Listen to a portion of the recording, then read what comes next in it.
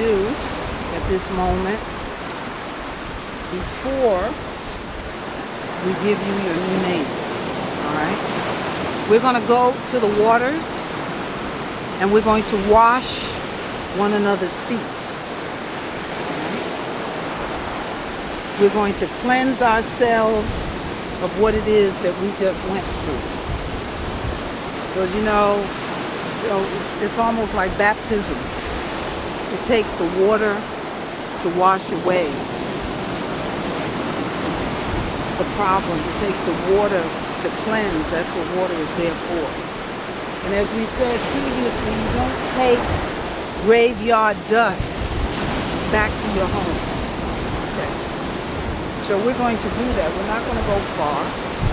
But I want to hear something from this sister over here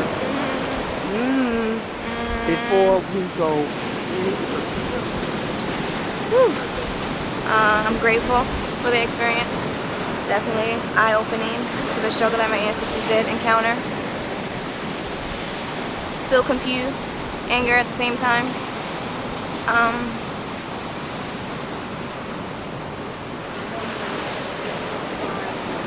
Definitely. Help me down. Tracy, she's very strong. She's very strong.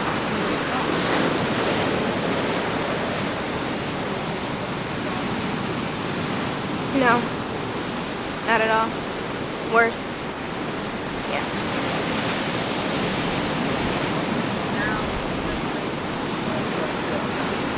That experience.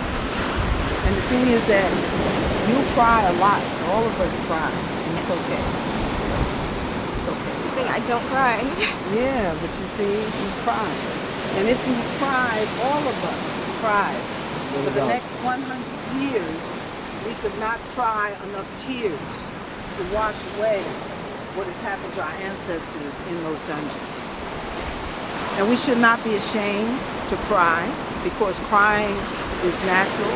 We should not be ashamed of being angry, because when you come out of that cesspool, you want to kill somebody.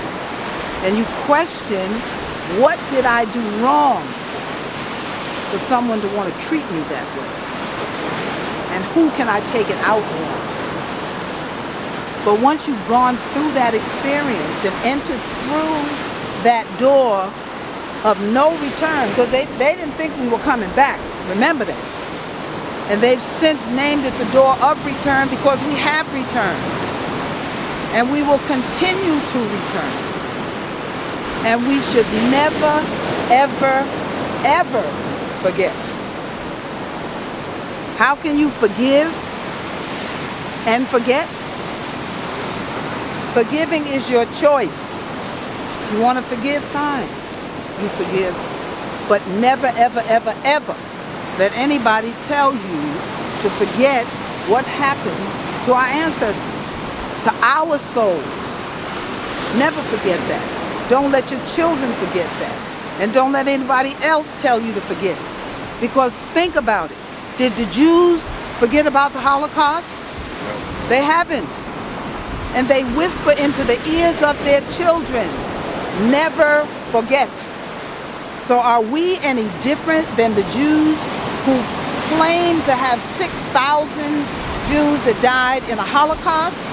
Then what about the Holocaust that we as African people went through over that 400 or 500 years when we were classified as not being human? Don't forget. Don't ever, ever forget. And as your babies are born, whisper to them who they are as Africans, and never, ever forget what the world did to us, because we did come back. And we're still coming. And more of us will come. And it is important for us to be able to help one another in our coming. It is not an individual process. We have to do it together. So anything that you don't want to do,